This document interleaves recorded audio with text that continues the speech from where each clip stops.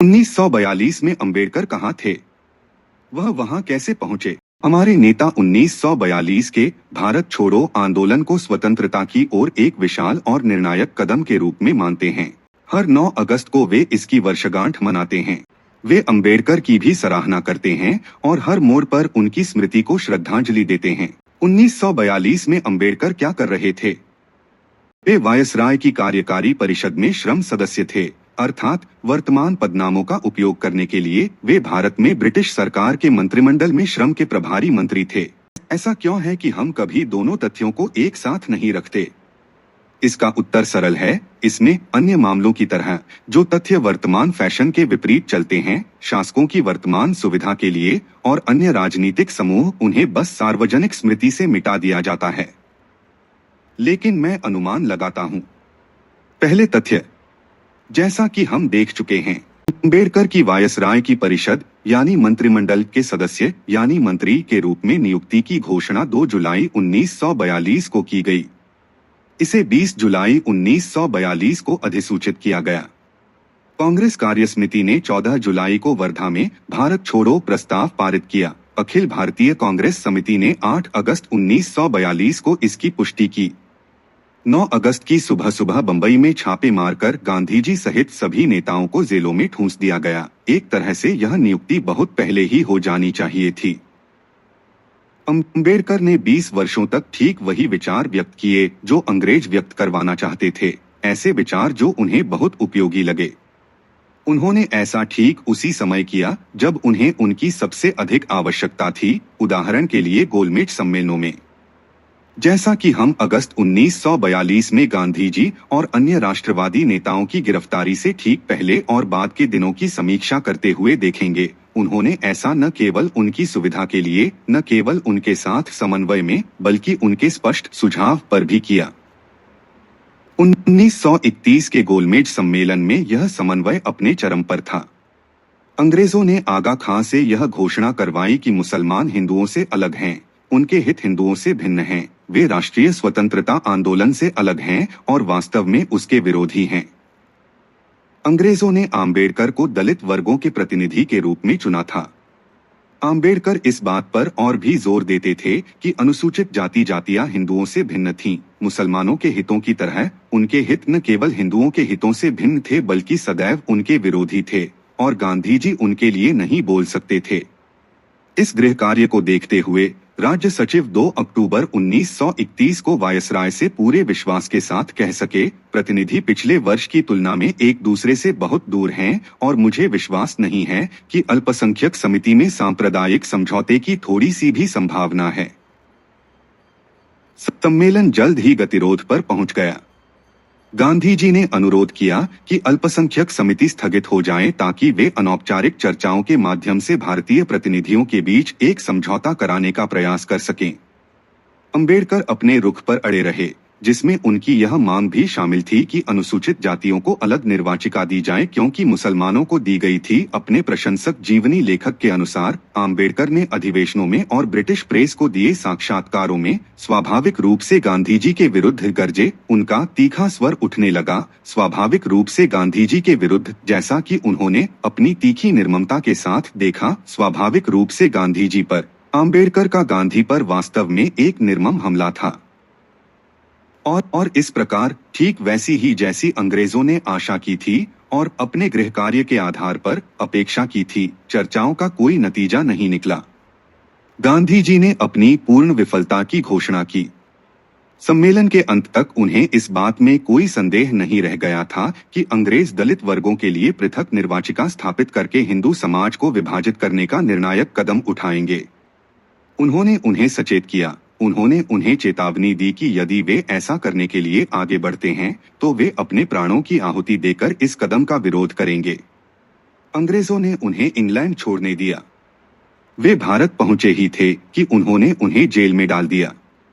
कुछ महीनों बाद उन्होंने दलित वर्गों के लिए पृथक निर्वाचिका के साथ अपने कम्युनल अवार्ड की घोषणा कर दी।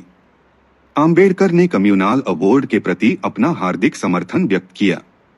गांधी जी ने अपना प्रसिद्ध आमरण अनशन शुरू किया। आम्बेडकर को अंततः झुकना पड़ा और पूना समझौते पर हस्ताक्षर करने पड़े। अपने एकमात्र समर्थक के बिना अंग्रेजों ने घोषणा रद्द कर दी, लेकिन उन्होंने गांधी जी को जेल में ही रखा और एक और गोलमेज सम्मेलन की तैयारी शुरू कर दी। अंबेडकर की भूमिका वही थी जो पिछले वर्ष थी और अंग्रेजों के लिए उतनी ही मददगार थी।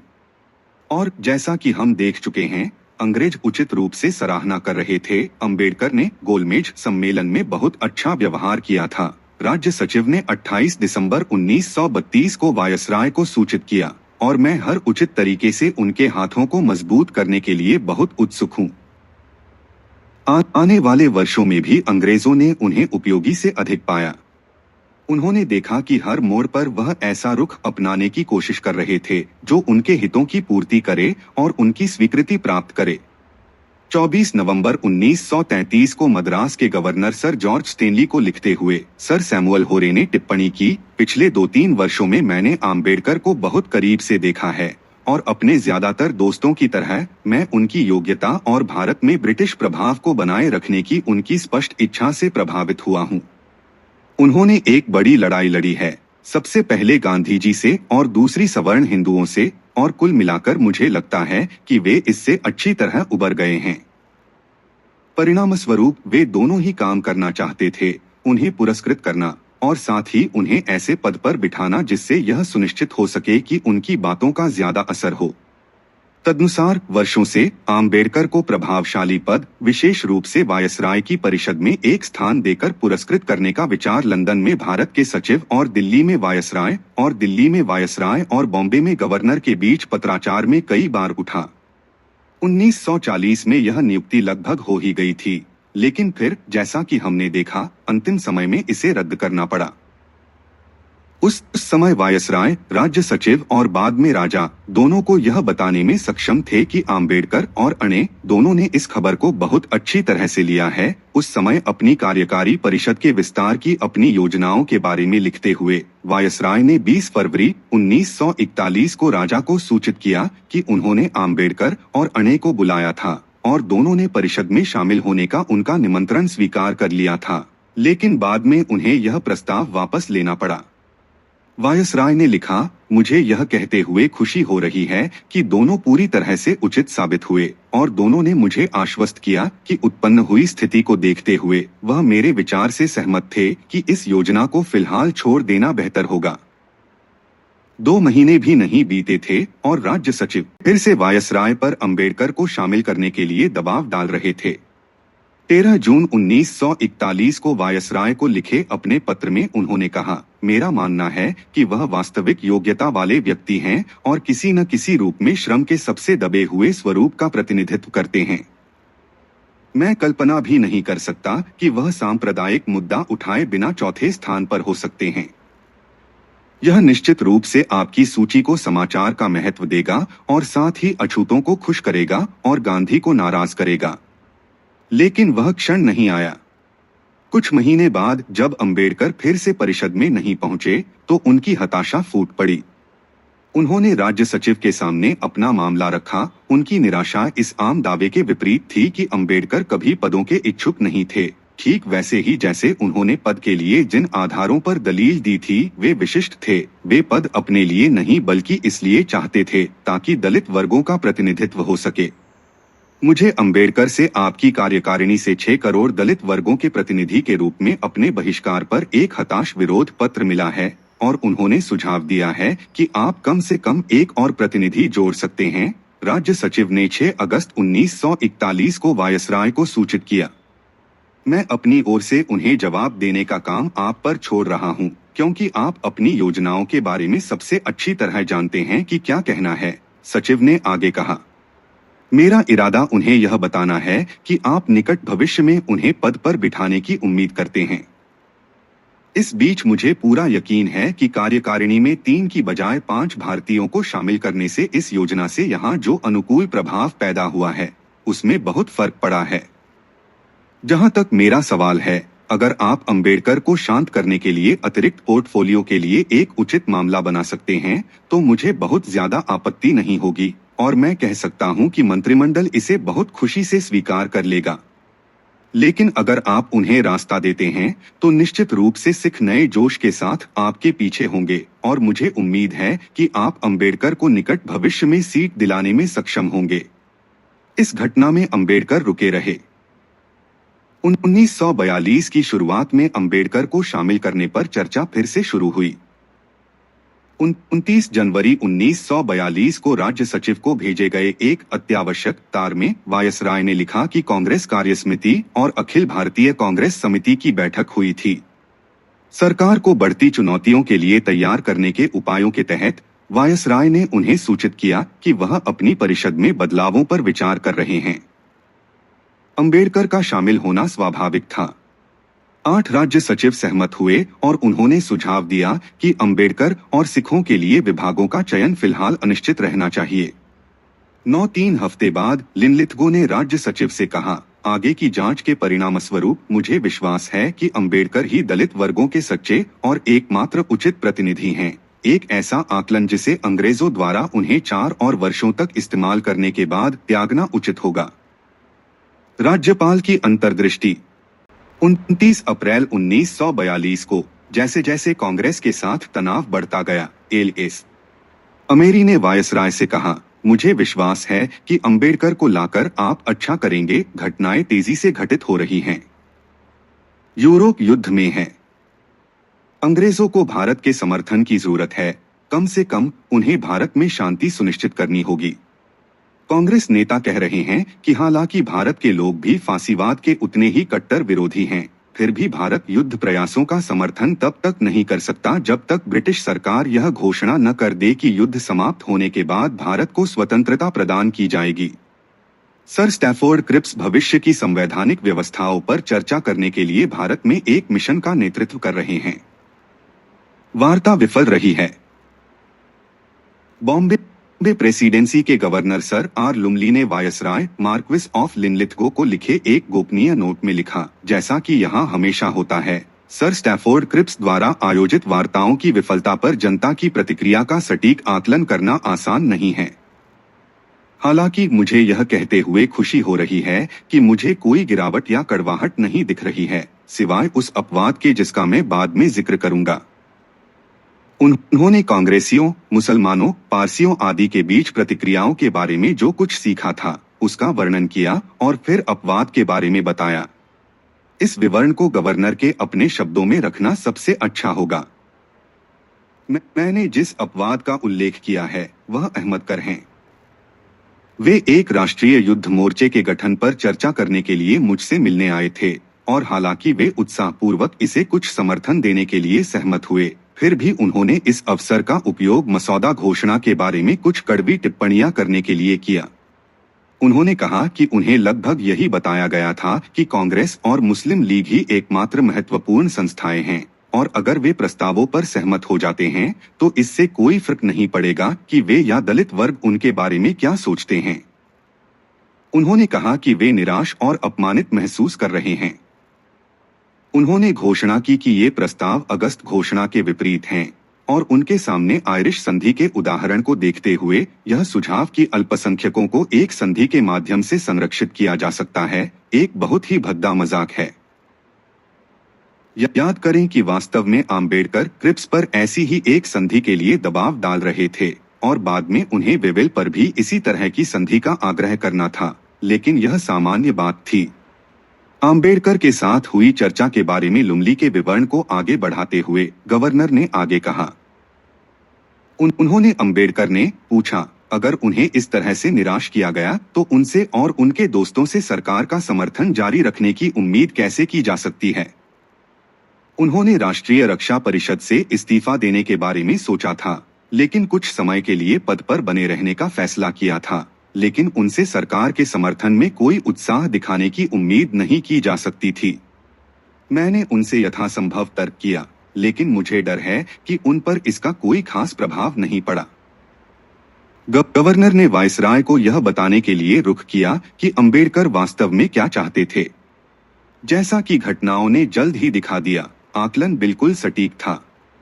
गवर्नर ने लिखा, अंबेडकर में असंतोष की यह भावना लंबे समय से देखी जा रही है, निश्चित रूप से तब से जब उन्हें आपकी कार्यकारी परिषद के विस्तार में शामिल नहीं किया गया, जैसी कि उन्होंने आशा की थी। मुझे उम्मीद है कि वह इस प्रांत में अपने अनुयायियों के बीच अपने विचारों के लिए कुछ समर्थन प्राप्त करने में सफल होंगे, क्योंकि वह उनमें से एकमात्र व्यक्ति हैं जो उनके लिए सोचने में सक्षम हैं। फिर भी मुझे पूरा यकीन है कि यह असंतोष काफी हद तक एक व्यक्तिगत मामला है। जैसा कि आप जानते हैं, उनकी अपनी वित्तीय स्थिति कुछ समय से उन्हें चिंतित कर रही है। मुझे यकीन है कि वह कुछ ऐसे लोगों का कर्जदार है जिन्होंने अतीत में उसकी मदद की थी और वह उसमें से कुछ भी वापस नहीं कर पा रहा है, और अगर वे इस विषय का जिक्र करते हैं तो वह काफी असभ्य भी हो जाता है।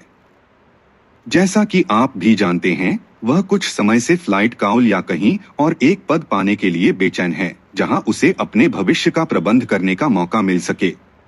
पिछले कुछ समय से वह मुझे एक ऐसे व्यक्ति का आभास दे रहा है जो अब अपने अनुयायियों के लिए किए जा रहे काम में दिलचस्पी नहीं रखता और एक अलग क्षेत्र में पहुंचने के लिए उत्सुक है। और गवर्नर ने अंबेडकर की एक केंद्रीय विशेषता की ओर इशारा किया जो हमें उनके पूरे करियर में दिखाई देती है। लुमली ने लिखा, दुर्भाग्य से वह अपनी स्थिति की कठिनाइयों का कारण अपने विरुद्ध काम कर रहे प्रभावों को मानते हैं, क्योंकि वह दलित वर्ग का सदस्य है और इससे यह मानना आसान हो जाता है कि हम उसके बारे में अनावश्यक रूप से चिंतित नहीं हैं, क्योंकि हम दलित वर्गों का समर्थन हासिल करना उचित नहीं समझते। लुमली ने अपनी व्यक्तिगत सिफारिश भी जोड़ी, एक ऐसे व्यक्ति के लिए सहानुभूति का मिश्रण जिसने मदद करने के लिए इतनी मेहनत की थी और उन लाभों के संदर्भ में एक दलील जो उसे उस मोड़ पर पुरस्कृत किए जाने पर मिलने वाले थे।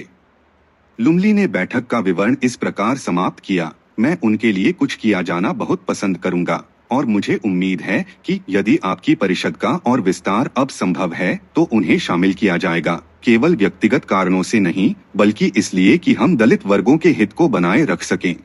लुमली ने लिखा, दुर्भाग्य से वह अपनी स्थिति की कठिनाइयों का कारण अपने विरुद्ध काम कर रहे प्रभावों को मानते हैं, क्योंकि वह दलित वर्ग का सदस्य है और इससे यह मानना आसान हो जाता है कि हम उसके बारे में अनावश्यक रूप से चिंतित नहीं हैं, क्योंकि हम दलित वर्गों का समर्थन हासिल करना उचित नहीं समझते। लुमली ने अपनी व्यक्तिगत सिफारिश भी जोड़ी, एक ऐसे व्यक्ति के लिए सहानुभूति का मिश्रण जिसने मदद करने के लिए इतनी मेहनत की थी और उन लाभों के संदर्भ में एक दलील जो उसे उस मोड़ पर पुरस्कृत किए जाने पर मिलने वाले थे। लुमली ने बैठक का विवरण इस प्रकार समाप्त किया, मैं उनके लिए कुछ किया जाना बहुत पसंद करूंगा और मुझे उम्मीद है कि यदि आपकी परिषद का और विस्तार अब संभव है तो उन्हें शामिल किया जाएगा, केवल व्यक्तिगत कारणों से नहीं बल्कि इसलिए कि हम दलित वर्गों के हित को बनाए रख सकें। वह महारों की भर्ती के बारे में सहायक नहीं रहे हैं और इस तथ्य के बावजूद कि उन्होंने लंबे समय से महारों को लड़ाकू इकाइयों में शामिल किए जाने की मांग की है, इसके समर्थन में अपना ज्यादा जोर नहीं देते हैं। फिर भी महारों की भर्ती जारी है, लेकिन उतनी अच्छी तरह नहीं जितनी कि अगर वह सचमुच मदद करने के लिए उत्सुक होते। गवर्नर ने 24 अप्रैल 1942 को वायसराय को पत्र लिखा था। वायसराय ने 30 अप्रैल को गवर्नर को अपने एक गोपनीय पत्र में जवाब दिया। उन्होंने लिखा, 24 अप्रैल के आपके पत्र के लिए बहुत बहुत धन्यवाद। क्रिप्स वार्ता के परिणाम पर बंबई में हुई प्रतिक्रियाओं के आपके आकलन में मुझे बहुत रुचि थी और मैं उनके लिए बहुत आभारी हूँ। जैसा कि आप जानते हैं, मेरे मन में अंबेडकर बहुत हैं और मुझे आशा है कि मेरे लिए उनके लिए कुछ करना संभव होगा। जहां तक मेरा सवाल है, उन्होंने बहुत अच्छा व्यवहार किया है और जैसा कि आप जानते हैं, अगर विस्तार की हमारी योजनाएं पहले ही पूरी हो जाती तो वे लाभान्वित होने वालों में से एक होते और उनमें वह गुण और साहस है। इसमें कोई संदेह नहीं है कि वायसराय का मतलब था कि अंबेडकर में अंग्रेजों के पक्ष में और राष्ट्रीय आंदोलन के खिलाफ खड़े होने का साहस और गुण था। वायसराय ने आगे कहा, मुझे विभिन्न पक्षों से यह धारणा मिली कि क्रिप्स ने इन छोटे अल्पसंख्यकों के साथ, जैसा कि हम उन्हें कहते थे, संभवतः अपर्याप्त देखभाल की और उन्होंने उन पर यह निश्चित धारणा छोड़ दी कि केवल कांग्रेस और मुस्लिम लीग ही मायने रखते हैं।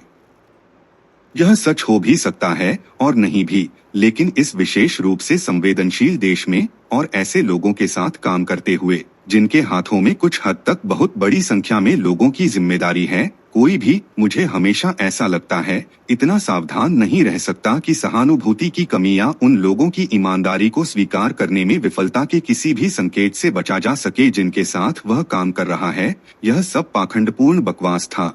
वायसराय वही कर रहे थे जो उन्हें अगले वर्ष बार बार करना था, यानी क्रिप्स के बारे में बुरा बोलने के लिए है अवसर का उपयोग करना। और जहां तक हमेशा यह स्वीकार करने की बात है कि वार्ताकार ईमानदार था, लिनलिथगो ने गांधी जी के साथ जिस तरह से व्यवहार किया, उनके बारे में जो बातें लिखी, उनके खिलाफ जो छलकपट और धोखे अपनाए, जिनमें से कुछ का सामना हम आगे चलकर करेंगे, वे दूसरे व्यक्ति को ईमानदार मानने की उनकी छोटी सी बात को झूठा साबित करते हैं।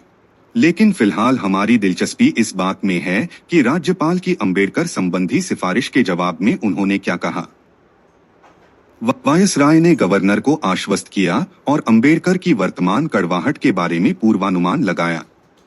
उन्होंने कहा, अगर अंबेडकर मेरी परिषद में शामिल होते हैं तो मुझे लगेगा कि मेरे पास उनमें एक विश्वसनीय और मूल्यवान सहयोगी है, और मुझे इसमें कोई संदेह नहीं है कि जिस तरह का व्यवहार उनके साथ हुआ है, उसे लेकर उनके मन में जो भी अस्थायी कड़वाहट है वह दूर हो जाएगी। यह अंतिम वाक्य कितना बोधगम्य था, ठीक उसी तरह जैसे लुमली का उस व्यक्ति के बारे में आकलन कितना सटीक था कि उनकी सबसे बड़ी चिंता ब्रिटिश सरकार में खुद के लिए एक पद पाने की थी, कि वह कुछ समय से उच्च न्यायालय या अन्यत्र एक पद प्राप्त करने के लिए उत्सुक थे, जहां उन्हें अपने भविष्य के लिए प्रावधान करने का मौका मिल सके। कि उन्होंने मुझे कुछ समय से एक ऐसे व्यक्ति का आभास दिया है जो अब अपने अनुयायियों के लिए किए जा रहे काम में रुचि नहीं रखता और एक अलग क्षेत्र में पहुंचने के लिए उत्सुक है। ये आकलन कितने सटीक थे, यह इस बात से स्पष्ट है कि अंबेडकर 4 साल तक वायसराय की परिषद के सदस्य रहे और उन्होंने अंग्रेजों के साथ कितनी निष्ठा से काम किया।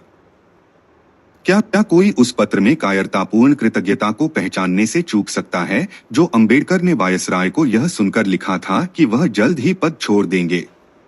29 अक्टूबर 1942 को लिनलिथगो को लिखे पत्र में अनुसूचित जातियों की शिकायतों की अपनी सामान्य सूची प्रस्तुत करने के बाद अंबेडकर ने निष्कर्ष निकाला, मुझे यह कहने की आवश्यकता नहीं है कि मुझे आशा है कि आपके जाने से पहले अनुसूचित जातियों की शिकायतों का समाधान हो जाएगा। मेरा विश्वास कीजिए, मैंने सच्चे दुख के साथ पढ़ा है कि आप अगले अप्रैल में अपना पद छोड़ देंगे। मुझे नहीं पता कि आपका उत्तराधिकारी कौन होगा और वह अनुसूचित जातियों के प्रति क्या रवैया अपनाएगा। अनुसूचित जातियों के हितैषी के रूप में मैंने आप पर बहुत भरोसा करना सीखा है। आपने उन्हें अपनी कार्यकारी परिषद में स्थान देकर उनके प्रति सबसे बड़ा कार्य किया है। यह एक अत्यंत क्रांतिकारी कार्य है जिसकी भारत के इतिहास में कोई मिसाल नहीं हो सकती। मुझे और अनुसूचित जाति के किसी भी सदस्य को इसमें कोई संदेह नहीं है कि अगर आप अनुसूचित जातियों की शिकायतों को जानते होते तो आप उन्हें दूर करने में कभी संकोच नहीं करते। इसी दृष्टिकोण से मैं कहता हूं कि मुझे अपने लोगों के लिए ऐसे व्यक्ति से न्याय पाने में खुशी हो रही है जो जानता है कि उन्हें न्याय मिलना चाहिए। मैं जानता हूं कि आप में ऐसा करने की इच्छा शक्ति है और आप यह काम अपने उत्तराधिकारी पर नहीं छोड़ना चाहेंगे कि आप जो करना चाहते हैं और जो आप कर सकते हैं वह करें। मुझे यह कहने की आवश्यकता नहीं है कि इस न्याय के लिए मैं और अनुसूचित जातियों के 5 करोड़ लोग सदैव आपके आभारी रहेंगे। इन चापलूसी भरे शब्दों की तुलना उन जहरीले शब्दों से करें जो उन्होंने समय समय पर गांधी जी पर फेंके थे और शर्मिंदगी महसूस होती है। क्या लिनलिथगो सही नहीं थे जब उन्होंने भविष्यवाणी की थी, अगर अंबेडकर अंततः मेरी परिषद में शामिल हो जाते हैं तो मुझे इसमें कोई संदेह नहीं है कि उनके साथ जिस तरह का व्यवहार हुआ है उसे लेकर उनके मन में जो भी अस्थायी कड़वाहट है वह गायब हो जाएगी। और क्या बंबई के गवर्नर सही नहीं थे जब उन्होंने लिखा था कि अंबेडकर के लिए अनुसूचित जातियों के प्रति किसी व्यक्ति या सरकार की निष्पक्षता की परीक्षा इस बात पर निर्भर करती है कि क्या वह व्यक्ति या सरकार अंबेडकर को वह दे रही है जिसके वे व्यक्तिगत रूप से हकदार थे। क्या उनका यह मानना सही नहीं था कि अंबेडकर को इस बात की कम परवाह थी कि उनके अनुयायियों के लिए क्या किया गया या उनके साथ क्या हुआ, बल्कि इस बात की ज्यादा परवाह थी कि क्या वे कुछ ऐसा हासिल कर रहे हैं जिससे उनका भविष्य बेहतर हो। वायसराय को लिखे अपने पत्र में आम्बेडकर द्वारा इस्तेमाल किए गए शब्दों को जरूर पढ़े। मैंने अनुसूचित जातियों के एक शुभचिंतक के रूप में आप पर गहरा भरोसा करना सीख लिया है। यह सिर्फ इतना ही नहीं है कि लिनलिथगो ने किसी भी अन्य ब्रिटिश शासक की तुलना में अनुसूचित जातियों के लिए ज्यादा काम किया, और जैसा कि हमने देखा है, अम्बेडकर के अपने कथन के अनुसार अनुसूचित जातियों के संबंध में ब्रिटिश शासन का अंतिम परिणाम यह हुआ कि अंग्रेजों के प्रति अम्बेडकर की वफादार सेवाओं के बावजूद अनुसूचित जातियां जहां थीं वहीं रहीं। वास्तव में लिनलिथगो ने अनुसूचित जातियों की वास्तविक समस्याओं के समाधान के लिए कुछ नहीं किया, लेकिन जब उन्होंने अम्बेडकर को अपनी परिषद में शामिल किया तो अम्बेडकर ने कहा कि वे अनुसूचित जातियों के शुभचिंतक हैं। आपने उन्हें अपनी कार्यकारी परिषद में स्थान देकर उन पर सबसे बड़ा उपकार किया है। यह उस व्यक्ति की ओर से आया जिसने इन समुदायों को हजारों वर्षों के उत्पीड़न और शोषण के लिए दोषी ठहराया था, और जो उनके लिए सबसे बड़ी बात यह मानता था कि वायसराय ने उन्हें अम्बेडकर को अपनी परिषद में स्थान दिया था। नहीं, यह सिर्फ सबसे बड़ी बात नहीं थी। जैसा कि अम्बेडकर ने कहा था, यह भारत के इतिहास में एक अभूतपूर्व क्रांतिकारी कार्य था, और वायसराय में उनकी गहरी आस्था। यहाँ अम्बेडकर ही थे जिन्होंने लगातार दावा किया था कि अनुसूचित जातियों का न केवल उच्च जाति के हिंदुओं द्वारा शोषण किया गया है, बल्कि उनका शोषण हिंदू धर्म का सार है, और उन्हें विश्वास था कि तब से अप्रैल तक सिर्फ 5 महीनों में वायसराय इस प्राचीन अन्याय का निवारण करेंगे। अम्बेडकर ने कहा कि उन्हें कोई संदेह नहीं है, अनुसूचित जातियों के किसी भी सदस्य को कोई संदेह नहीं है कि वायसराय सदियों से उनके साथ हो रहे अन्याय का निवारण करेंगे। वे अनुसूचित जातियों के कितने बड़े उपकारक थे, जिन्हें यह भी नहीं पता था कि उनकी मदद के हकदारों को कितना अन्याय सहना पड़ा है। और वह आखिरी वाक्य, मुझे यह कहने की जरूरत नहीं है कि इस न्यायोचित कार्य के लिए मैं और अनुसूचित जातियों के 5 करोड़ लोग आपके सदा आभारी रहेंगे। हाँ, अम्बेडकर अनुसूचित जातियों से जुड़े थे, लेकिन क्या यह इस अर्थ में था कि उनके हित उनके लिए उनके हित थे, या उनके हित उनके लिए उनके हित थे? लेकिन मुझे ऐसा ही लगता है। अंग्रेज अब भी अपने सहयोगी से ऐसी सेवा की अपेक्षा और मांग करते थे, और उनसे भिड़ने से पहले उन्हें ऐसी सेवा प्राप्त करनी ही थी। एक प्रभावशाली प्रदर्शन। जैसे जैसे तनाव बढ़ता गया, कांग्रेस और अंग्रेजों के बीच तनाव बढ़ता गया। कांग्रेस एक राष्ट्रव्यापी आंदोलन के लिए खुद को तैयार करने लगी। अंग्रेज चुनौती का सामना करने के लिए खुद को तैयार करने लगे। 30 मई 1942 को भारत के राज्य सचिव एल.एस. अमेरी ने वायसराय को एक तार भेजा, जिस पर महत्वपूर्ण निजी और व्यक्तिगत लिखा था।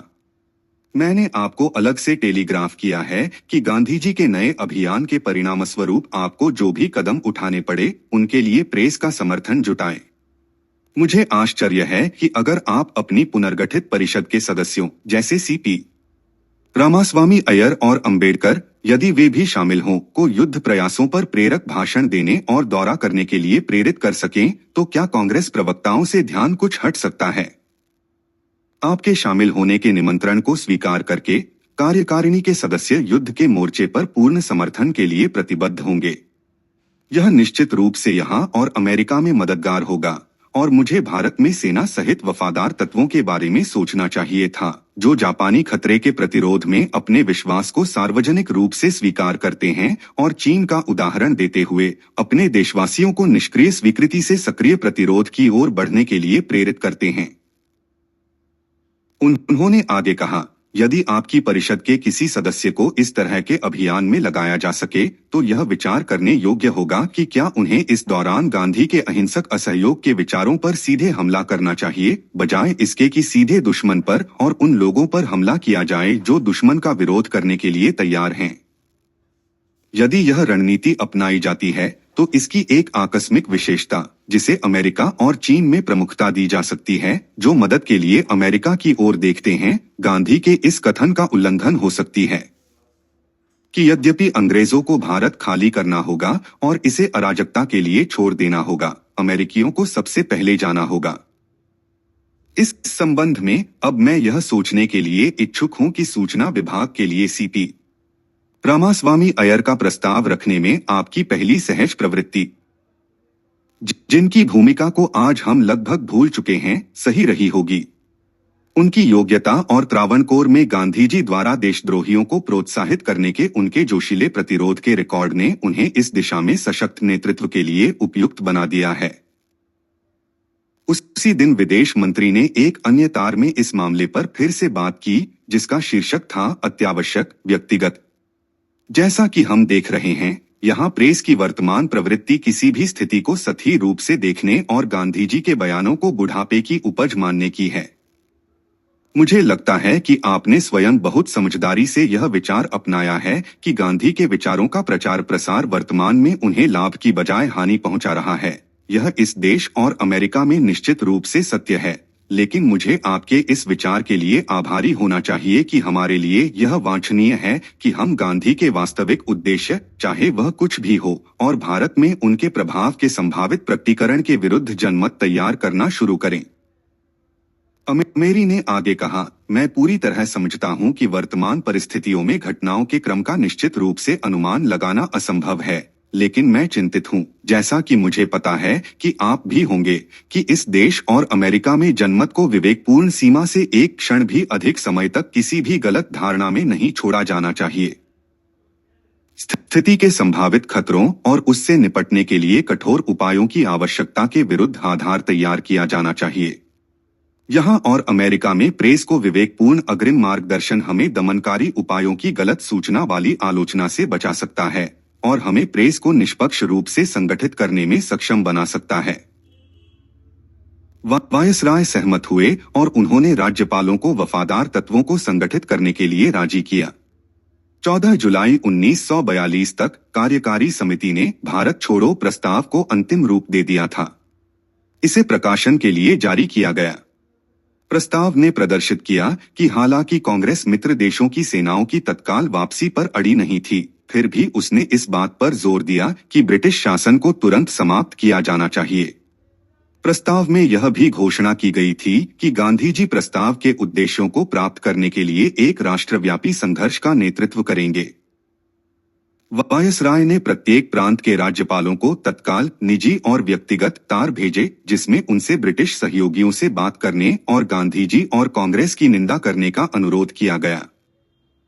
सर ए होप को मद्रास के प्रमुख गैर ब्राह्मणों से ऐसे बयान प्राप्त करने के लिए कहा गया। सर जे हर्बर्ट को बंगाल के प्रमुख मुसलमानों से बात करने के लिए कहा गया। सर बी ग्लैंसी को सिखों से ऐसे बयान एकत्र करने के लिए कहा गया। नेताओं कार्यकारी परिषद में हुई चर्चाओं के बारे में ग्लैंसी को लिखे अपने गुप्त पत्र में लिनलिथगो ने लिखा, मेरे सहकर्मी, जिनसे कहने की जरूरत नहीं कि मैं पूरी तरह सहमत हूं, यहाँ स्वदेश में अर्थात इंग्लैंड में, संयुक्त राज्य अमेरिका और चीन में भी प्रचार के महत्व पर बहुत जोर दे रहे थे और मैं इस दिशा में हर संभव मदद कर रहा हूं। यह भी सुझाव दिया गया कि यह वास्तव में जरूरी है कि हम, जहां तक संभव हो, पूरे देश में उन व्यक्तियों और दलों को संगठित करें जो कांग्रेस के प्रस्ताव या गांधी की नीति से सहमत नहीं हैं और उन्हें ऐसे तरीकों से मनाने की कोशिश करें जिन्हें हम उचित और समीचीन समझें ताकि वे खुले तौर पर इसकी निंदा करें। अब सबसे महत्वपूर्ण तत्वों में से एक सिख समुदाय है, वायसराय ने आगे कहा। मैं बहुत आभारी रहूंगा यदि आप जोगेंद्र सिंह के साथ जो कर सकते हैं कर सकें और देखें कि सिखों को तर्कसंगत आलोचना और विरोध में अग्रणी भूमिका में लाने के लिए क्या किया जा सकता है। अन्यथा एक गंभीर और स्पष्ट जोखिम है कि मामला यूं ही चला जाएगा और संयुक्त राज्य अमेरिका में और यहां तक कि स्वदेश में भी लोग यह सोच सकते हैं कि गांधी का यह दावा सही है कि वे भारत के एकमात्र प्रवक्ता हैं और उनके विचारों का कोई विरोध नहीं है। जिन्ना ने पिछले महीने 1-2 मौकों पर गांधी के प्रस्तावों के प्रति अपने रुख का स्पष्ट संकेत दिया है। मुझे संदेह है कि वे फिर से ऐसा करेंगे, हालांकि मुझे नहीं पता कि उनका रुख क्या होगा और स्पष्ट कारणों से इस विषय पर उनसे संपर्क करने का मेरा कोई इरादा नहीं है। लेकिन सिकंदर हयात खान जो कुछ भी कहेंगे, मुझे यकीन है वह सचमुच मूल्यवान होगा और मुझे यकीन है कि मेरे प्रचार अधिकारी यह सुनिश्चित करेंगे कि आलोचनात्मक टिप्पणियां उन लोगों तक पहुंचें जो सबसे ज्यादा रुचि रखते हैं। हालांकि वायसराय इस बात को लेकर कुछ हद तक अनिश्चित थे कि जिन्ना अपने विचारों से मुकरेंगे और सार्वजनिक रूप से गांधी के खिलाफ बोलेंगे या नहीं, और जिन्ना से ऐसा करने के लिए संपर्क करने में भी हिचकिचा रहे थे। लेकिन उन्हें न तो इस बात की कोई आशंका थी कि अंबेडकर गांधी के खिलाफ बोलने और उनकी निंदा करने के लिए सहमत होंगे या नहीं, और न ही उन्होंने अंबेडकर को ऐसा करने का निर्देश देने में कोई हिचकिचाहट दिखाई। 16 जुलाई 1942 को लिनलिथगो ने बंबई के गवर्नर रोजर लुमली को एक अत्यावश्यक, निजी और व्यक्तिगत तार भेजा।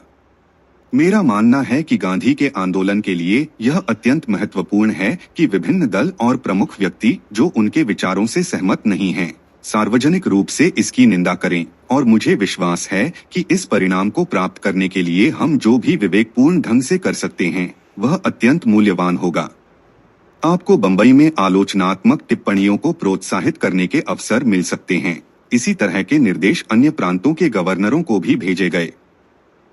इसके बाद वायसराय ने एक विशिष्ट मामले और एक विशिष्ट व्यक्ति की ओर रुख किया। अपने तार में उन्होंने कहा, मैं बहुत आभारी रहूंगा यदि आप आम्बेडकर को उनकी निजी और व्यक्तिगत जानकारी के लिए यह बताएं कि इस मामले पर कल मेरी परिषद में चर्चा हुई थी कि हम इस बात पर सहमत हुए थे कि हमें अंतिम निर्णय 7 अगस्त को अखिल भारतीय कांग्रेस समिति के समक्ष मामला आने तक स्थगित कर देना चाहिए, और यदि समिति गांधी के प्रस्ताव को स्वीकार कर लेती है और इस बीच होने वाले किसी भी घटनाक्रम को देखते हुए हमें कांग्रेस और उसके नेताओं के खिलाफ तत्काल और कठोर कार्रवाई करनी होगी, इसे फिर से पढ़े।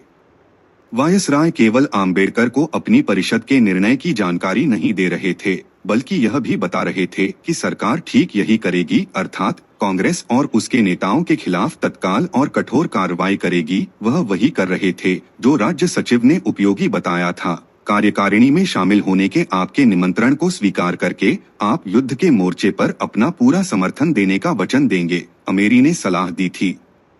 लिनलिथगो ने आम्बेडकर को स्पष्ट रूप से सूचित किया था कि सरकार ने क्या और कब करने का फैसला किया है। यह नहीं कहा जा सकता कि अंबेडकर पूरी तरह जानते थे कि अगर उन्होंने सरकार में शामिल होने का फैसला किया तो उन्हें क्या करना पड़ेगा। वायसराय चाहते थे कि गवर्नर अंबेडकर को सूचित करें। बैठक की यह भी स्पष्ट भावना थी कि गांधी के विचारों से असहमत दलों या व्यक्तियों को सार्वजनिक रूप से अपनी स्थिति स्पष्ट करने के लिए प्रोत्साहित करने के लिए हर संभव प्रयास किया जाना चाहिए। अन्यथा संयुक्त राज्य अमेरिका और यहाँ तक कि स्वदेश में भी, अर्थात ब्रिटेन में, इस मामले के स्वतः ही ध्वस्त हो जाने का एक बड़ा खतरा है। अगर मुझे विश्वास है कि अंबेडकर परिषद की आम भावना से सहमत हैं, तो मुझे उम्मीद है कि जब भी अवसर आएगा वे बंबई में दलित वर्गों को कांग्रेस के विरुद्ध निर्णायक रूप से संगठित करने और ऐसे प्रदर्शन या सार्वजनिक बयान आयोजित करने के लिए हर संभव प्रयास करेंगे जो कांग्रेस के मुख्य प्रस्ताव की तार्किक रूप से निंदा करने में व्यावहारिक हो सके। यह संदेश समय पर और तुरंत पहुंचाया गया, क्योंकि 17 जुलाई 1942 के अपने गोपनीय टेलीग्राम में बंबई के गवर्नर ने वायसराय को सूचित किया। बातचीत में अंबेडकर ने यह विचार व्यक्त किया कि कांग्रेस को ज्यादा समर्थन नहीं है। मुझे लगा था कि लेबर पार्टी से इतना कम मिलेगा कि इसे नजरअंदाज करना संभव हो सकता है। ठीक 1 महीने बाद की घटनाओं ने यह साबित कर दिया कि यह धारणा और उनकी कई अन्य धारणाएं, जिनका हम बाद में जिक्र करेंगे, कितनी गलत थीं। मैंने उन्हें आपके 16 जुलाई के तार में निहित संदेश भेज दिया है जो मुझे उनसे मिलने के बाद मिला था। नेशनल वॉर फ्रंट ग्रिफिथ्स का एक तर्कपूर्ण बयान तैयार कर रहा है जो संयोग से यहाँ मौजूद थे। इस घटना के बाद 20 जुलाई 1942 को आम्बेडकर की नियुक्ति की घोषणा की गई। वायसराय के संदेश और वायसराय की परिषद में उनके शामिल होने की घोषणा का तत्काल प्रभाव पड़ा। वायसराय 23 जुलाई 1942 को विजयी होकर विदेश मंत्री अमेरी को तार द्वारा लंदन में सूचित करने में सफल रहे। संख्या 2169 एस 22 जुलाई को लुमली से प्रारंभ। अंबेडकर ने कल रात एक कड़ा भाषण दिया जिसमें उन्होंने सविनय अवज्ञा को भारत के साथ विश्वासघात और दुश्मन का खेल खेलना बताया और सभी भारतीयों से एक देशभक्तिपूर्ण कर्तव्य के रूप में कांग्रेस द्वारा सविनय अवज्ञा शुरू करने के किसी भी प्रयास का अपनी पूरी शक्ति और संसाधनों से विरोध करने का आग्रह किया। उन्होंने यह भी घोषणा की कि दिल्ली रवाना होने से पहले वे एक बयान जारी करेंगे जिसमें स्वतंत्र लेबर पार्टी और अन्य सहयोगी संगठनों द्वारा अपनाई जाने वाली नीति की व्याख्या की जाएगी। उन्होंने अपने श्रोताओं, अपने अनुयायियों से उस बयान का अध्ययन करने और उसके निर्देशों का पालन करने का आग्रह किया। बस इतना ही। वायसराय ने आगे कहा, मैं पाकल से अनुरोध करता हूं कि जब यह बयान ब्रिटेन और अमेरिका को टेलीग्राफ किया जाए तो उसे प्राप्त करने के लिए विशेष व्यवस्था करें, और मुझे विश्वास है कि आप इसका सदुपयोग कर पाएंगे। 4 दिन बाद कार्यभार संभालने के लिए दिल्ली रवाना होने से ठीक पहले आम्बेडकर ने द टाइम्स ऑफ इंडिया को एक साक्षात्कार दिया। उन्होंने गांधी जी के कदमों को गैरजिम्मेदाराना और पागलपन भरा बताया। उन्होंने कहा कि ये गांधी जी के दिवालियापन को दर्शाते हैं और कांग्रेस को पिछले 2 वर्षों में खोई प्रतिष्ठा वापस दिलाने का एक प्रयास मात्र हैं। उन्होंने अखबार से कहा कि जब बर्बर लोग देश पर कब्जा करने के लिए द्वार पर खड़े हों तो कानून व्यवस्था को कमजोर करना पागलपन होगा। इन बयानों के पीछे क्या प्रेरणा थी, यह उस रिपोर्ट से स्पष्ट है जो बंबई के गवर्नर ने अगस्त के 24 से 27 को वायसराय को भेजी थी, जब उन्होंने 9 अगस्त की सुबह गांधी जी और अन्य कांग्रेसी नेताओं को जेल भेजने के अभियान की सफलता का जायजा लिया था। उन्होंने लिखा, वर्धा बैठक के तुरंत बाद सर चिमनलाल सी तलवार और सर कावसजी जहांगीर जैसे प्रमुख नागरिक कांग्रेस प्रस्ताव की कड़ी आलोचना करते हुए सामने आए। डॉक्टर आम्बेडकर ने आपके सुझाव का जवाब दलित वर्गों की ओर से कांग्रेस की कड़ी निंदा करके दिया। राष्ट्रीय युद्ध मोर्चा ने सराहनीय साहस के साथ अपना बयान जारी किया। पारदर्शी उद्देश्य। ऐसा सिर्फ इसलिए नहीं है कि आम्बेडकर इतने लंबे समय से वही कर रहे थे जो अंग्रेज चाहते थे और इसलिए अंग्रेज उन्हें व्यक्तिगत रूप से पुरस्कृत करना चाहते थे।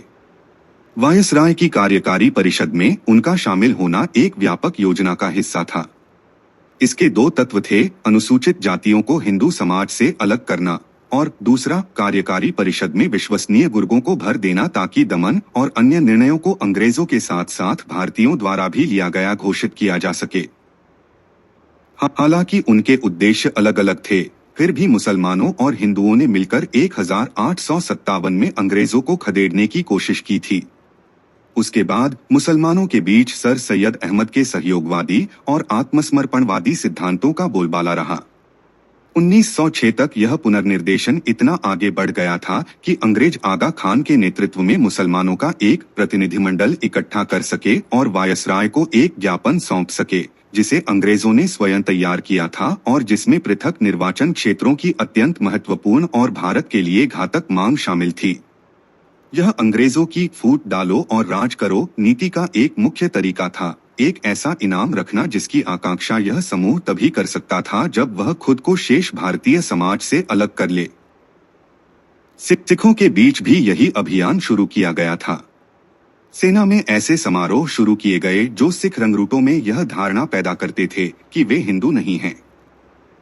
नाभा के काहन सिंह जैसे सिख विद्वानों को इतिहास तैयार करने में मदद के लिए नियुक्त किया गया, जिसका उद्देश्य यह स्थापित करना था कि सिख हमेशा से हिंदुओं से न केवल भिन्न रहे हैं बल्कि मूलतः उनके विरोधी भी रहे हैं। यह वास्तव में उचित ही था कि मैकॉलिफ ने अपने इतिहास का रॉयल्टी काहन सिंह को दे दिया। जल्द ही काहन सिंह का हम हिंदू नहीं पंजाब में सक्रिय अंग्रेजों के लिए और सिख नेतृत्व के एक वर्ग के लिए भी एक प्रचारक सहयोगी बन गया। जनगणना अधिकारियों को निर्देश दिए गए कि वे यह सुनिश्चित करें कि जनगणना में सिखों की गणना हिंदू के रूप में न की जाए, जो कि वास्तव में वे हैं। संबंधित अधिकारी को दर्ज करने के लिए बाध्य किया गया था। यह विचार कि उनके पास भी एक अलग निर्वाचक मंडल होना चाहिए, सिखों को भी समझाया गया। ऐसी योजनाएं हमेशा अंग्रेजों के दिमाग में रहती थीं और वे हर मोड़ पर एक दूसरे को इस आशय के प्रस्ताव भेजते रहते थे। सितंबर के 10 से 13, 1943 के अपने पत्र में लिनलिथगो ने राज्य सचिव को ब्रिटिश उपनिवेश समिति का एक ज्ञापन भेजा। समिति ने प्रस्ताव रखा था कि अंडमान और निकोबार द्वीप समूह को एंग्लो इंडियन, एंग्लो बर्मी और एंग्लो मलायन के लिए आरक्षित किया जाए। अमेरी को सबसे अधिक दिलचस्पी थी। मैं स्वीकार करता हूं कि अंडमान और निकोबार द्वीप समूह के पुनर्वास के लिए ब्रिटिश कार्यक्रम में मेरी गहरी रुचि थी और मैं उससे मोहित भी था। उन्होंने 1 अक्टूबर 1943 को वायसराय को लिखे अपने पत्र में लिखा था, मुझे पूरा यकीन नहीं है कि इस समस्या से निपटने और उन्हें एक प्रभावी समुदाय बनाने का यह सबसे अच्छा तरीका नहीं है। वे निश्चित रूप से एक अच्छी रणनीतिक स्थिति में होते और समुद्री तथा हवाई परिवहन से जुड़े कई क्षेत्रों में रोजगार पा सकते थे। पीछे मुड़कर देखें तो हमें अफसोस है कि सिख युद्धों के बाद हमने कश्मीर को अपने पास नहीं रखा और उसका इस्तेमाल पूर्व ब्रिटिश अधिकारियों और सैनिकों तथा एंग्लो इंडियनों दोनों को बड़े पैमाने पर बसाने के लिए नहीं किया। अगर भारत को भविष्य में बिना किसी बाहरी प्रत्यक्ष ब्रिटिश नियंत्रण के अपनी स्थिति बनाए रखनी है तो मुझे यकीन नहीं है कि उसे अधिक शक्तिशाली नॉर्डिक रक्त की बढ़ती आमद की जरूरत नहीं होगी, चाहे वह बसावट के जरिए हो, अंतरजातीय विवाह के जरिए हो या किसी और तरह से। शायद यह एक बड़ी भूल रही है। अतीत में भारतीय राजाओं को कई पीढ़ियों तक अंग्रेज पत्नियों से विवाह करने और इस तरह एक अधिक शक्तिशाली देशी शासक बनाने के लिए प्रोत्साहित नहीं किया गया। शायद यह सब अभी भी हो सकता है। भारत की स्वतंत्रता पर यह विचार यह ठीक 3 साल पहले की बात है। ठीक यही प्रक्रिया उन्हें हिंदू समाज से अलग करने की आदिवासियों के संबंध में भी चल रही थी। उनकी आपत्तियों के बावजूद जनगणना अधिकारियों को निर्देश दिया गया था कि वे हिंदुओं से अलग एनिमिस्ट का एक अलग समूह बनाएं और आदिवासियों को उस समूह से संबंधित के रूप में गिने। और इस सब में न तो कोई अस्पष्टता थी, न ही उद्देश्यों के बारे में कोई घुमा फिरा।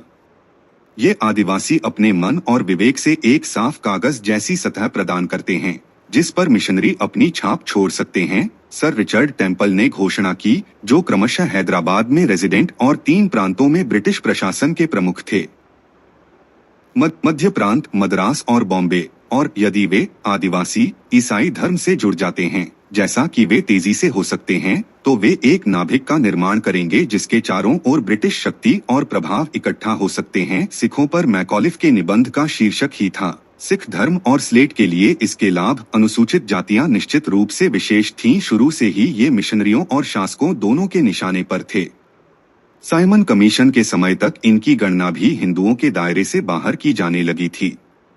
पृथक निर्वाचिका ने मुसलमानों को राष्ट्रीय आंदोलन से और भी दूर करने में बहुत कारगर साबित हुई थी। इसलिए जैसा कि हम देख चुके हैं, इस व्यवस्था का इस्तेमाल अनुसूचित जातियों के लिए भी किया गया। 1932 के गांधी जी के उपवास ने इस योजना को नाकाम कर दिया था, लेकिन अंग्रेजों ने हार नहीं मानी थी। 16 जनवरी 1943 को राज्य सचिव ने वायसराय को लिखा, संभवतः गांधी जी की मृत्यु के बाद भी यह विचार करना उचित होगा कि क्या अनुसूचित जातियों के लिए वर्तमान असंगत चुनावी व्यवस्था में बदलाव नहीं किया जाना चाहिए और एक सीधा सांप्रदायिक आधार नहीं रखा जाना चाहिए, जैसा कि मूल रूप से सुझाया गया था। लेकिन जनगणना के आंकड़ों के अनुसार इसे आज तक संशोधित किया जाना चाहिए। अनुसूचित जातियों से संबंधित इन सभी चालों में आम्बेडकर अंग्रेजों के लिए पसंदीदा साधन थे। योजना, उद्देश्य और कदम यथासंभव स्पष्ट थे। मैंने आपके 21 नवंबर के पत्र में संलग्न अनुसूचित जातियों की शिकायतों के बारे में अंबेडकर का पत्र और ज्ञापन पढ़ा। राज्य सचिव एल.एस. अमेरी ने 16 दिसंबर 1942 को वायसराय को लिखा, मुझे लगता है कि उन्हें पर्याप्त समर्थन देना और धीरे धीरे उनकी स्थिति को मुसलमानों के बराबर लाना सार्थक होगा। आखिरकार 2 महत्वपूर्ण अल्पसंख्यकों का होना एक राजनीतिक रूप से महत्वपूर्ण लाभ है जिस पर विचार किया जाना चाहिए, बजाय इसके कि उन्हें केवल मुस्लिम समर्थक और हिंदू विरोधी करार दिया जाए। मैं एक ऐसे समुदाय को निश्चित अनुपात में सीटें प्रदान करने की व्यावहारिक कठिनाई को समझता हूं जो सेवाओं के लिए पर्याप्त संख्या में शिक्षित उम्मीदवार तैयार करने में सक्षम नहीं हो सकता। क्या यह संभव नहीं होगा कि कुछ वर्षों के अंत में प्रारंभिक अनुपात कम रखते हुए प्राप्त अनुपात निर्धारित किया जाए और उन वर्षों का उपयोग शैक्षिक सुविधाओं के विकास के लिए किया जाए? यह सिविल सेवाओं और लड़ाकू बलों दोनों पर लागू होगा। मुझे यकीन नहीं है कि जब आप या आपके उत्तराधिकारी ने कार्यपालिका में 1 या 2 और मुसलमानों को शामिल किया है, तो एक और अछूत को शामिल करना उचित नहीं होगा, इस आधार पर कि वे अंततः भारत की कुल जनसंख्या का 6वां और 7वां हिस्सा हैं। लिनलिथगो का जवाब भी उतना ही सटीक है। 5 जनवरी 1943 को अमेरी को लिखे अपने निजी और व्यक्तिगत पत्र में वायसराय लिखते हैं, मुझे दलित वर्गों के प्रति पूरी सहानुभूति है और मैं आम्बेडकर के ज्ञापन पर आगे बढ़ रहा हूं। मुझे लगता है कि आपने जो बात उठाई है उसमें दलित वर्गों जैसे विशाल अल्पसंख्यक को मान्यता देने के राजनीतिक महत्व काफी है। इसमें एक समस्या यह है कि उनके पास किसी भी स्तर के कर्मियों की असाधारण कमी है। आम्बेडकर स्वयं उत्कृष्ट हैं। मद्रास के छोटे राजा बुरे नहीं हैं, लेकिन प्रभावशाली भी नहीं हैं। शिवराज, जिन्हें हमने अमेरिका भेजा है, उनमें काफी क्षमता है और वे बहुत अच्छा प्रदर्शन कर सकते हैं। लेकिन समुदाय में ऐसे बहुत कम लोग हैं जिनके बारे में सुना हो। और अंबेडकर ने आखिरकार जो किया, यानी बौद्ध धर्म में रूपांतरण, उसे देखते हुए यह दिलचस्प है कि उसी तरह की चीज की न सिर्फ भविष्यवाणी की गई थी बल्कि राज्य के सचिव ने इसकी उम्मीद भी की थी।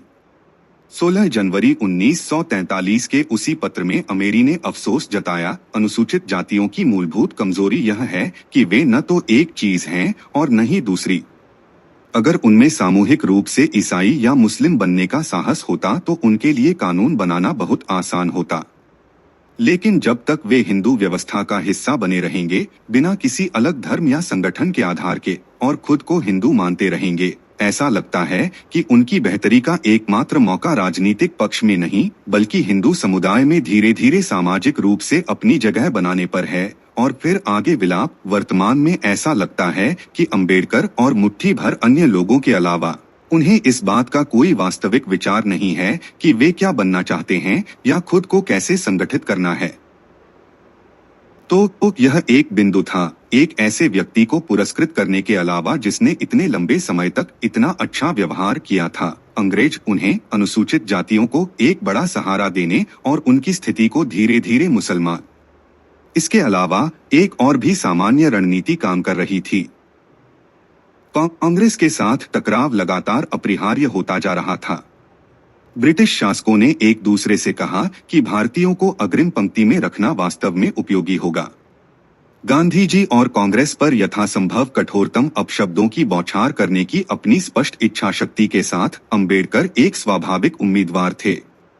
मद्रास के गवर्नर ने इस पर लिखा, मैं गैर सरकारी सलाहकारों का उल्लेख करके आपको बोर नहीं करना चाहता। मद्रास के गवर्नर ने 23 जुलाई 1942 को प्रांतों से संबंधित इसी प्रस्ताव के संबंध में वायसराय को लिखा, लेकिन पिछले कुछ सप्ताहों में यह प्रश्न पुनः बड़ी तीव्रता से उठाया गया है। मैंने जिन लोगों को देखा है, उनमें से बहुत से ऐसे लोग नहीं हैं जो सरकार में किसी पद की अपेक्षा या इच्छा रखते हों, लेकिन वे एक ही बात कहते हैं, गैर कांग्रेसी जनमत को संगठित करें, और ऐसा करने का सबसे अच्छा तरीका गैर कांग्रेसी सलाहकार रखना है। अब जबकि कांग्रेस हमारी घोषित शत्रु है और हम राष्ट्रीय युद्ध के मोर्चे पर उनके साथ इसी रूप में व्यवहार कर रहे हैं, तो कांग्रेस से लड़ने वाली सरकार में प्रमुख गैर कांग्रेसी हस्तियों को शामिल करना निश्चित रूप से बुद्धिमानी होगी। लिनलिथ को द्वारा अमेरी को बार बार लिखे गए पत्र से यही गणना काम करती हुई दिखाई देती है। मद्रास के गवर्नर द्वारा उन्हें उपरोक्त लिखे जाने के 5 दिन बाद लिनलिथ ने उसी दिशा में अपनी योजनाओं के बारे में राज्य सचिव को रिपोर्ट दी। जब मैं लिख रहा हूं, मैंने अपनी परिषद लगभग पूरी कर ली है, क्योंकि अंबेडकर, उस्मान और श्रीवास्तव सभी शामिल हो गए हैं, और अब मैं केवल जोगेंद्र सिंह, जो 29 तारीख को कार्यभार संभाल रहे हैं, और सर सीपी रामास्वामी अय्यर, जो लगभग 5 तारीख को कार्यभार संभाल रहे हैं, का इंतजार कर रहा हूं।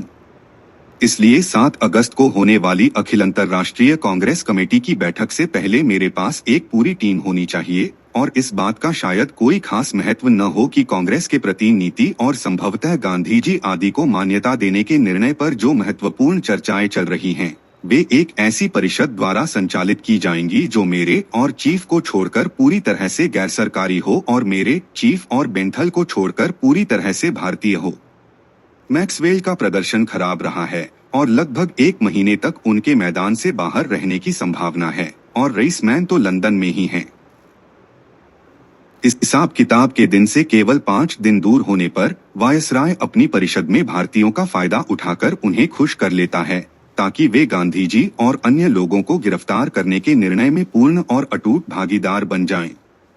3 अगस्त 1942 को अमेरी को लिखी अपनी निजी और व्यक्तिगत रिपोर्ट में लिनलिथ को अपनी परिषद के नए सदस्यों के बारे में लिखते हैं, उन्हें यथासंभव संयमित रखना बहुत जरूरी है, चाहे वे पुराने हो या नए, और उससे भी ज्यादा जरूरी है कि किसी भी फैसले, जैसे कि वर्तमान में असंतोष या निराशा का कोई छोटा सा भी अंश पीछे न छूटे।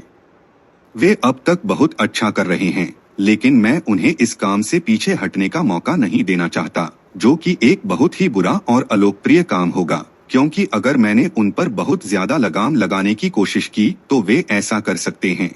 बस उन्हें साथ लाने की बात है। 3 दिन भी नहीं बीते थे कि विदेश मंत्री को लिखे एक अत्यावश्यक, निजी और व्यक्तिगत तार में लिनलिथगो ने इन अग्रिम पंक्ति के लोगों को दृढ़ता और स्पष्टता से अग्रिम पंक्ति में रखने की अनिवार्य आवश्यकता पर जोर दिया। लंदन स्थित बीबीसी ने एक लेख प्रसारित किया जिसमें बताया गया था कि अखिल भारतीय कांग्रेस कमेटी की आगामी बैठक के प्रति लंदन में ब्रिटिश सरकार का रवैया कैसा था। वायसराय की परिषद के सदस्यों ने अपमानित महसूस किया। लेख बिल्कुल सच था। ऐसा लग रहा था मानो लंदन में ब्रिटिश सरकार यह तय कर रही हो कि गांधी और अन्य लोगों के साथ कैसा व्यवहार किया जाएगा। वायसराय ने टेलीग्राफ में लिखा, बीबीसी के बयान के खिलाफ मुझे अपनी परिषद से कड़ी आपत्ति मिली है। कल रात उसके भारतीय प्रसारण में इंग्लैंड में सरकारी हलकों द्वारा अखिल भारतीय कांग्रेस कमेटी और अन्य के खिलाफ कार्रवाई के संकेत मिले थे। और उनकी चिंता क्या थी? वायसराय ने स्पष्ट किया, परिषद इस समय अपनी स्थिति और क्रिप्स वार्ता ने उन्हें किस हद तक पृष्ठभूमि में धकेल दिया है, इस बात को लेकर लगभग ग्रस्त है, और वे इस तथ्य के प्रति बेहद संवेदनशील हैं कि महामहिम की सरकार उनके साथ छेड़छाड़ कर रही है। उनकी शिकायत यह थी कि बीबीसी के बयान से पूरे भारत में यह धारणा बनेगी कि वे स्वतंत्र एजेंट नहीं हैं। और वायसराय का उद्देश्य और चिंता क्या थी? टेलीग्राम में आगे लिखा था, हमारे दृष्टिकोण से हमारी वर्तमान नीति में उन्हें पूरी तरह से हमारे साथ रखने और यदि आवश्यक हो तो गांधी और अन्य लोगों की गिरफ्तारी के लिए उन्हें पूरी तरह से जिम्मेदार ठहराए जाने से ज्यादा वांछनीय कुछ नहीं है। और हालांकि मुझे लगता है कि वे अति संवेदनशील हैं, मुझे आशा है कि आप मुझे इस मुद्दे पर उनसे कुछ कहने के लिए सांत्वना दे पाएंगे और बीबीसी की ओर से ऐसी किसी भी टिप्पणी को रोकने के लिए हर संभव प्रयास करेंगे। बीबीसी को पूर्ण आधिकारिक नियंत्रण में रखने की कठिनाई के बावजूद मैंने वह सब कुछ किया जो मैं कर सकता था। यहाँ स्थिति इतनी नाजुक है कि हम कोई जोखिम नहीं उठा सकते। बंबई में अखिल भारतीय कांग्रेस कमेटी के अधिवेशन से 2 दिन पहले युद्ध मंत्रिमंडल की लंदन में बैठक हुई। क्लेमेंट एली अध्यक्षता कर रहे थे।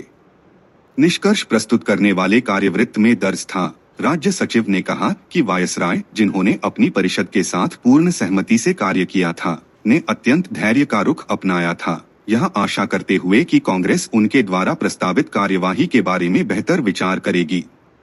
हालांकि उनकी अपनी परिषद ने निर्णय लिया था कि यदि कांग्रेस इस मुद्दे पर अड़ी रहती है तो दृढ़ और त्वरित कार्रवाई की जानी चाहिए। अब इस बात के प्रमाण इकट्ठा हो रहे थे कि गांधी और उनके सहयोगी असली शरारत करने की मंशा रखते थे। ध्यान दें कि परिषद का इस्तेमाल कैसे किया जा रहा था। वायसराय, जिन्होंने शुरू से ही अपनी परिषद के साथ पूरी सहमति से काम किया था, अत्यंत धैर्य का रवैया अपनाया था।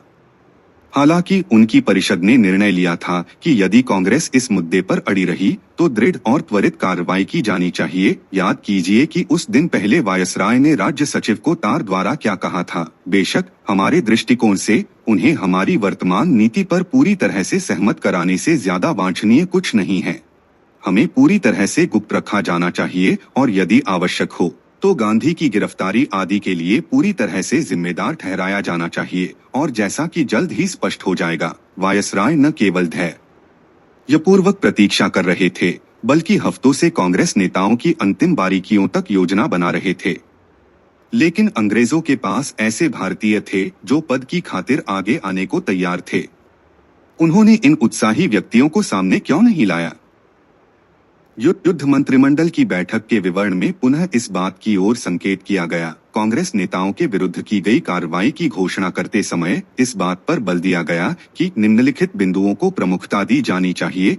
इस कार्रवाई को वायसराय की कार्यकारी परिषद के सदस्यों का पूर्ण समर्थन प्राप्त था। उसी दिन आधी रात के बाद स्टील के सचिव द्वारा लिनलिथगो को भेजे गए एक अत्यंत आवश्यक, अत्यंत गोपनीय व्यक्तिगत तार में उन्होंने जोर देकर कहा, प्रचार के संदर्भ में मंत्रिमंडल इस बात पर जोर देने को महत्व देता है कि कांग्रेस नेता साधारण कैदी नहीं हैं, बल्कि उन्हें एक निवारक उपाय के रूप में हिरासत में लिया गया है। उनका यह भी मानना है कि एक बार जब आप गिरफ्तारियों का फैसला कर लें तो आपको अपने प्रचार में निम्नलिखित बिंदुओं को प्रमुखता देनी चाहिए। 1 की गई कार्रवाई को आपकी परिषद के सदस्यों का पूर्ण समर्थन प्राप्त था। 2 की कांग्रेस कार्यसमिति का प्रस्ताव युद्ध प्रयासों में भारत के सहयोग को पूरी तरह से कमजोर करने की एक दूरगामी योजना की शुरुआत मात्र था। दस्तावेजी साक्ष्य जैसे कि आंध्र समिति का परिपत्र को इस शरारत की गंभीरता को दर्शाने वाली किसी भी अन्य सामग्री के साथ सार्वजनिक किया जाना चाहिए। 3 कि हमारी कार्रवाई समग्र रूप से संयुक्त राष्ट्र के हित में की गई थी, न कि केवल भारत में ब्रिटिश हितों की रक्षा के लिए। वायसराय की परिषद के सदस्यों की पुनः बैठक बुलाने पर जोर दिया गया है। लेकिन यह भी ध्यान देने योग्य है कि कांग्रेस कार्यसमिति का प्रस्ताव एक दूरगामी योजना का केवल पहला कदम था, क्योंकि हम जल्द ही देखेंगे कि अंग्रेजों ने केंद्रीय विधानसभा में यह आरोप लगाने के लिए किसे चुना और कांग्रेस पर उस व्यक्ति का हमला ब्रिटिश मंत्रिमंडल के निर्देशों को कितनी बारीकी से दर्शाता है। जैसे ही गिरफ्तारियों की खबर चीन पहुंची, चांग काई शेक ने वाशिंगटन में राष्ट्रपति रूजवेल्ट को एक तत्काल संदेश भेजा, जिसमें उनसे चर्चिल के साथ अपने अच्छे संबंधों का उपयोग करके अंग्रेजों और कांग्रेस के बीच समझौता कराने का आग्रह किया गया। चांग काई शेक वास्तव में भारतीय आकांक्षाओं के समर्थक थे और उन्हें यह भी लगता था कि घटनाक्रम मित्र देशों के युद्ध प्रयासों में बाधा डालेगा। 32 रूजवेल्ट ने यह संदेश चर्चिल को दिया, जो उस दिन 12 अगस्त को मॉस्को में थे। चर्चिल ने तुरंत प्रतिक्रिया दी और इस पहल को शुरू में ही रोक दिया। मैं चांग का हमारे बीच समस्या पैदा करना और उन मामलों में हस्तक्षेप करना गलत मानता हूं जिनमें वह खुद को साबित कर चुके हैं। उन्होंने रूजवेल्ट को एक गुप्त व्यक्तिगत तार में बताया, यह सबसे कम जानकारी वाला होगा, जिससे हमारे संप्रभु अधिकार प्रभावित होंगे। गांधी को हिरासत में लेने का निर्णय 12 सदस्यीय कार्यकारी समिति द्वारा लिया गया था, जिसमें केवल एक यूरोपीय उपस्थित था। ये भारतीय किसी भी कांग्रेसी नेता की तरह ही अच्छे देशभक्त और योग्य व्यक्ति हैं। उन्होंने बहुत साहस दिखाया है और यह महत्वपूर्ण है कि उनके अधिकार को कम न आंका जाए। जैसा कि तय हुआ था, यह तथ्य कि यह निर्णय भारतीयों द्वारा लिया गया था, भारत में भी दुष्प्रचार का एक प्रमुख तत्व बन गया। गांधी को इसकी जानकारी हो गई। उनकी टिप्पणी अपने आप में सटीक थी। 14 अगस्त को पूना स्थित आगा खां के घर से, जहां वे नजरबंद थे, वायसराय को लिखते हुए गांधी ने लिखा, प्रिय लॉर्ड लिनलिथ को, भारत सरकार ने संकट भड़काकर गलती की है। इस कदम को उचित ठहराने वाला सरकारी प्रस्ताव विकृतियों और गलत बयानी से भरा है। अपने भारतीय सहयोगियों की स्वीकृति का कोई महत्व नहीं है, सिवाय इसके कि आप भारत में ऐसी सेवाओं का नेतृत्व हमेशा कर सकते हैं। यह सहयोग वापसी की मांग का एक अतिरिक्त औचित्य है, चाहे लोग और पार्टियां कुछ भी कहें।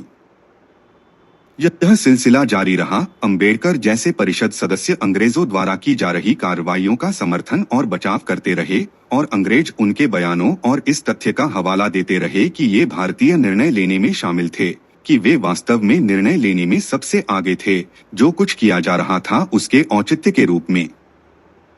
अमरी आत्म प्रशंसा कर रहे थे।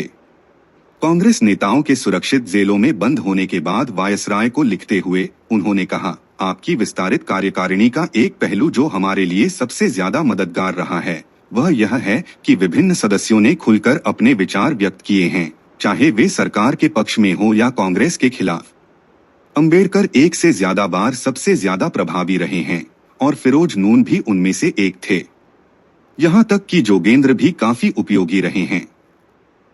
मुझे पूरा विश्वास है कि जितना ज्यादा उन्हें सार्वजनिक रूप से बोलने या प्रसारण के लिए प्रोत्साहित किया जाएगा और उन्हें यह एहसास दिलाया जाएगा कि वे अपने मामले और अपने निरंतर अस्तित्व के औचित्य का बचाव कर रहे हैं, वे उतने ही बेहतर बनेंगे और भारत और विदेशों में उनका संचयी प्रभाव उतना ही ज्यादा होगा। इसलिए मुझे उम्मीद है कि आप उन्हें इस काम में लगाते रहेंगे। वायसराय ने ठीक यही किया। उन्हें संवैधानिक प्रश्नों और अन्य मुद्दों पर चर्चा करने की अनुमति देकर उन्हें शांत किया। जल्द ही उन्होंने इस तथ्य का इस्तेमाल किया कि ये भारतीय सदस्य कांग्रेस पर हमला करने के लिए फैसलों का समर्थन कर रहे थे। उन्होंने ऐसा सिर्फ सरकार से बाहर के लोगों को संबोधित अभियान में ही नहीं किया था। वे इसे उन सदस्यों का मुकाबला करने के लिए एक आसान तर्क के रूप में इस्तेमाल कर रहे थे जो झिझक रहे थे या उनका विरोध कर रहे थे। सर सीपी रामास्वामी अय्यर से जुड़ी अपेक्षाओं को याद करें। इस संबंध में मुझे लगता है कि सूचना विभाग के लिए सीपी रामास्वामी अय्यर का प्रस्ताव करने में आपकी पहली प्रवृत्ति सही रही होगी।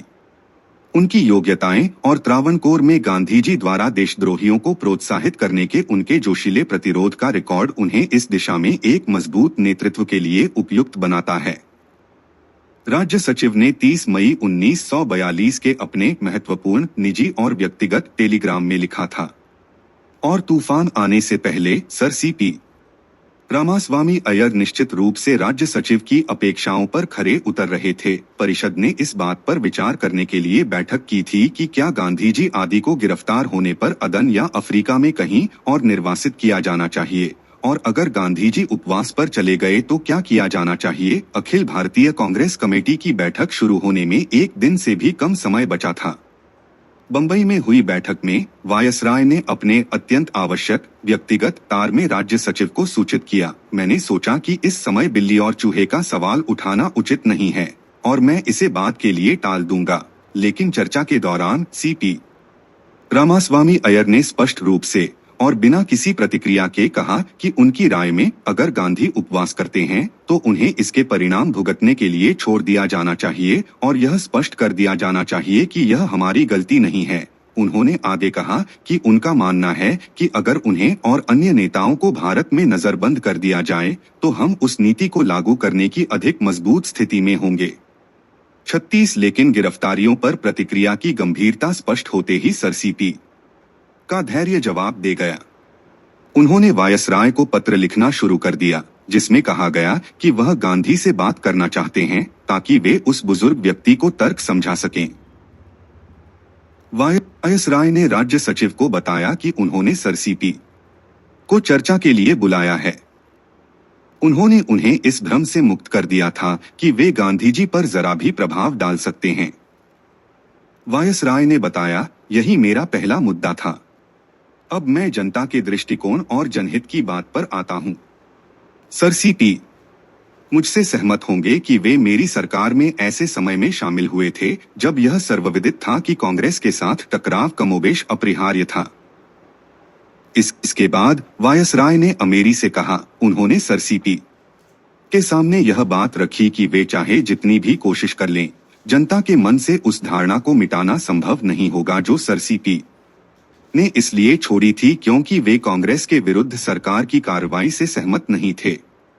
और फिर वायसराय ने परिषद को सर सीपी के विरुद्ध खड़ा कर दिया। तीसरी बात, उन्होंने अपने तर्कों को दोहराते हुए लिखा कि मेरी परिषद ने एक निश्चित मार्ग तय कर लिया है और जानबूझकर कांग्रेस की चुनौती स्वीकार कर ली है। अब यह हमारा काम है कि हम अहिंसा का मार्ग त्याग दें, गांधी जी से ऐसा करने के लिए कहने का नहीं।